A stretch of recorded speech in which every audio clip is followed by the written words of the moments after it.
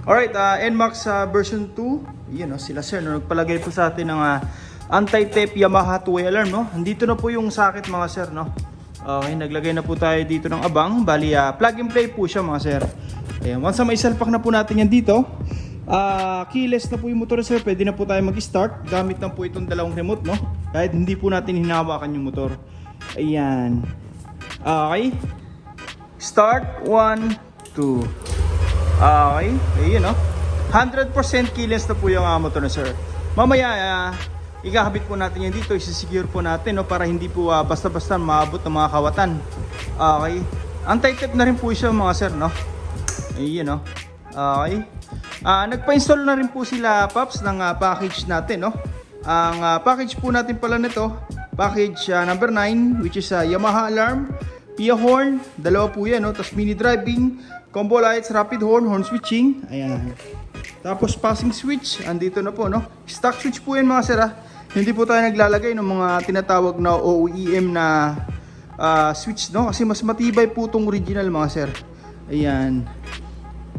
Talagang yung mga switch niya, yung mga spring, galvanized po, hindi po kinakalawang, unlike puro sa mga aftermarket na switch, no? Okay, bali dito naglagay po tayo ng domino switch para sa high low na mini driving, passing switch para sa combo lights, and then horn switching, stock to loud. Lahat po na nabanggit natin na switch, sama-sama po yun sa isang harness mga sir. Okay, kung mapapansin nyo, parang stock pa rin po rito sa part na to, no? Ito po yung galing sa Yamaha, ito na po yung gawa natin.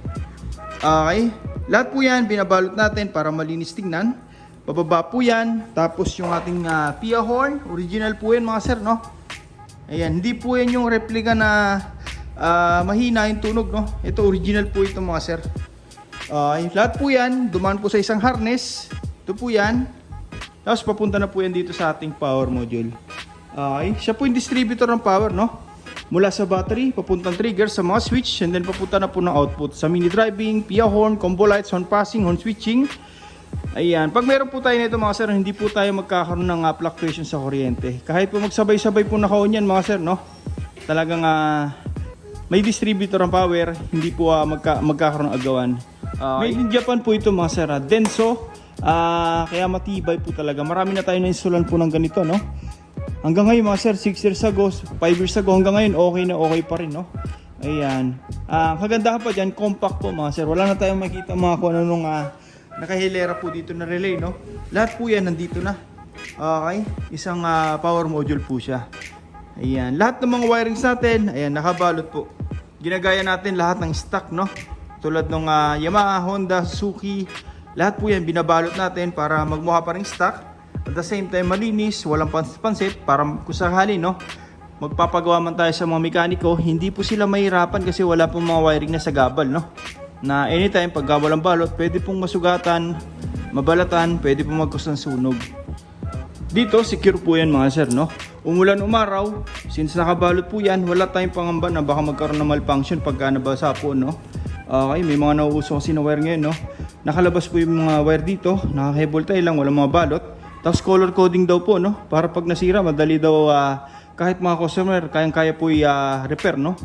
Ganon, hindi po tayo ganyan mag-isip mga sir, no?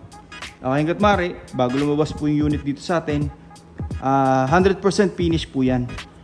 Okay, lahat nakabalot, parang stock pa rin. Ayun, no? Okay, tsaka mga sir, yung ginamit natin na wire dyan pang automotive, no? Sa mga electrical tape, pang automotive din po yan. Ayan, para mas maganda yung quality, no? Tsaka kahit tumagal, hindi po magkakaroon ng corrosion yung mga wirings natin, no? Unlike puro sa mga low end na wire na pagka tumagal nagpupulbos. Dito sensitive po tayo sa paggamit ng wire, no? Hindi po yung ordinary wires lang. Okay, pang automotive po talaga, kaya tumatagal talaga. Tapos nakahinang po lahat yan mga sir, no? Aside sa magandang wire na nakahinang para walang loose contact. Kung sakaling malubak man yung motor so matagtag man, lumigo-ligo man tayo dyan, kahit itodo natin, hindi po magkakaroon ng loose contact dyan. Okay, ayan, talagang maganda po yung daloy ng kuryente para yung output, no, sa PIA, sa mini driving talagang persado, meaning malakas po talaga, hindi pigil. Ayan. Okay, ngayon kakabit na lang natin yung mga pairings. Tapos testing na natin, no? Okay.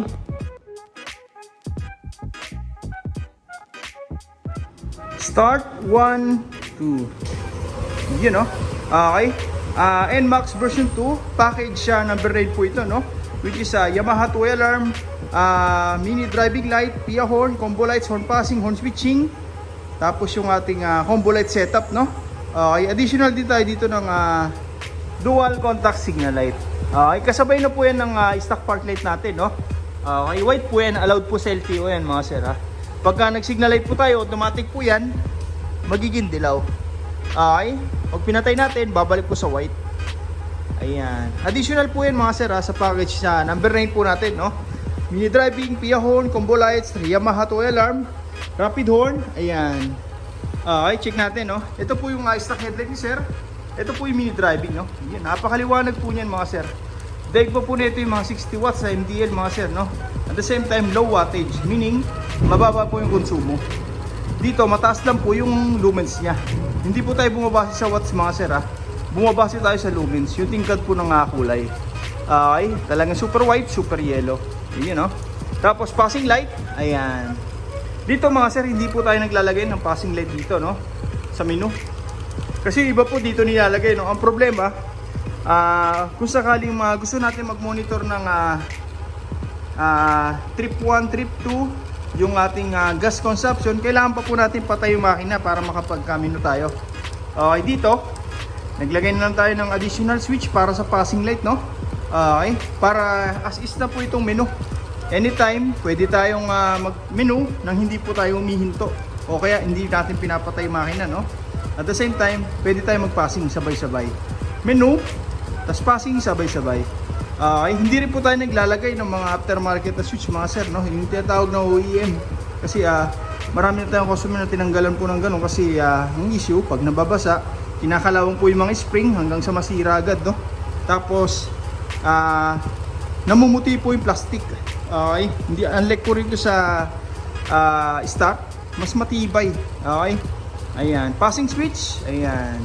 Tapos, busina, ito po yung stock horn. Tapos yung loud horn, rapid horn. Okay, dito mga sir na may combo po tayo. Ayan, pag nag-passing, automatics, headlight plus MDL po yan. Yan po yung difference ang gawa natin sa iba, no? Usually pag nag-passing, mini driving light lang po yung ilaw, dito sabay pong headlight. Ay, ang gagandahan pa dyan, pwede pa rin tayo mag-high-low ng headlight nang hindi po sumasabay yung mini driving. Sa mini driving naman, high-low, hindi sasabay yung headlight. Pero pag nag-passing, automatic sabay po lahat. Kaya purpose natin dyan mga sir, para kung sakali nag-high tayo ng mini driving, may headlight pa rin na magpapassing. For example, headlight naman yung naka-high, mayroon pa rin MDL naman na magpapassing. Papalit po, no, kumbaga alternate po sila. Ayan, may mga nagtatanong, sir, paano kung naka-on po lahat? May passing pa rin ba? Okay, yun, no? Meron pa rin po yan mga sir. Ayan, kabilaan, no? Pag nakapatay, automatic may passing pa rin.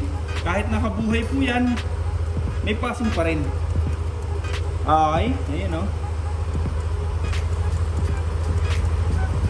Sa busina, ganun din po mga sir, no?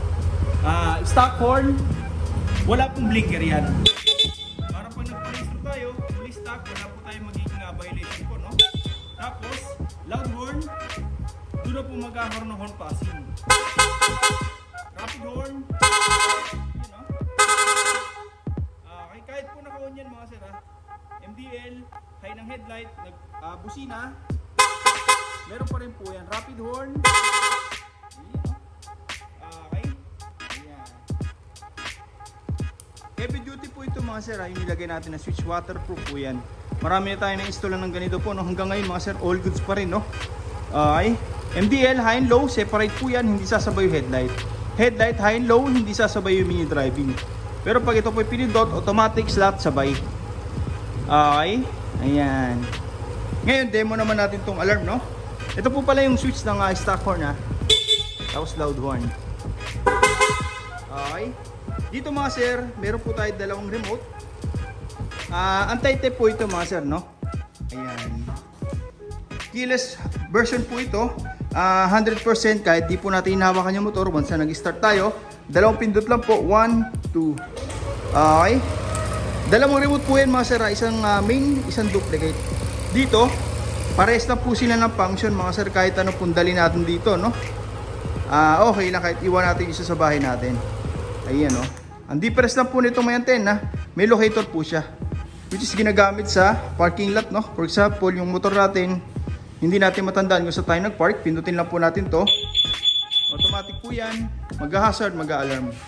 Okay, tapos auto start, dalawang pindot lang, 1, 2. Motor natin, mag-start, pwede na tayo magpainit ng motor sa labas ng bahay natin, no? Unlock, para mamatay. Tapos lock. Yun, no? Ito po yung maganda sa alarm natin mga sir. Once na-lock na po natin yan, kahit iwan na po natin yung motor sa parking lot, 24/7 security na po, may alarm na po yan, no? Security. Okay, pagka unang attempt pa lang, kahit dito po sa box doon sa likod, ayan, mag-warning. Sa panggalaw, tutunog na tong remote pati motor. Okay. Ayan, pagka ganun po mga sir, long press lang po natin to para tumigil, no? Pero titigil naman po yun mga sir. Ayan, around 5 seconds to 6 seconds, no? Okay, matitigil din po yan kusa. Ayan. For example naman mga sir, no, kung gusto natin walang maingay sa motor natin, no? Kumbaga hindi siya tutunog para hindi takaw pansin sa mga kapitbahay natin, no? Pwede po natin silent mode. 1, 2, 3, 4, 5. Pindutin lang po natin tong lock button ng 5 times. Automatic po yan. Activated na po yung silent mode. Pagka ginalaw po yan, etong remote lang po yung mag-alarm. Okay. Ayan. Kung ibabalik natin sa may alarm, isang pindot lang po, may alarm na po ulit yan. Okay. Yung silent mode, balik lang po natin 5 times. Ganun din po, no? Okay. Ayan. For example mga sir, no, since nakalock po yan, naiwan natin yung pinaka-remote dito sa may motor natin. Nandito po, no? Yung mismong remote po ng alarm. Ito po yan. Okay. Ayan. Ito po yan, no? For example, naiwan natin dito. May mag-attempt pa lang na nakawin ito. Unang switch pa lang, mag-a-alarm na po ito. Yung pinaka-remote natin, pati motor, mag-a-alarm. Tapos, hindi po yan gagana. Okay. Unlock. Ayan. Kahit anong gawin po nila dyan mga sir, hindi po yan gagana. Okay, kahit may remote po sila ng motor natin, no? As long as nakalock po. Okay, para mapagana, unlock po lang po natin, tapos start. Pwede na po yan. Okay. For example naman mga sir, no, hindi natin inaasahan, yung motor natin bigla pong hinablot, no? Bigyan na po natin tong remote para hindi po tayo mapano. Basta nasa atin po ito, yung pinaka alam natin, no? Once na nakalayo na po yung mga kawatan, pindutin lang po natin to lock button, automatic po yan shutdown ng ating makina, no? Wala na, tapos mag-alarm. Okay. Pagka ganun po mga sir, kahit anong gawin po nila, hindi po titigil sa alarm yan mga sir. Nakakatawag pansin po sa mga nakapaligid, no? Tsaka hindi magi-start po yan kahit anong gawin nila, no? Okay, hindi titigil sa alarm as long as pindutin natin to tulad kanina para mamatay yung alarm. Pwede na po ulit magamit yon. Okay, unlock, tapos start. Pwede na po yan. Okay. By the way mga sir, yung kill switch nito sa may side stand, gumagana pa rin po yan, no? Hindi po natin yan inaalis. Okay, ayan. Lock natin, tapos start. 1, 2. Yun, no? Sa mga gusto pong magpagawa, punta lang po kayo dito sa shop. First come, first serve po tayo. Maraming salamat po.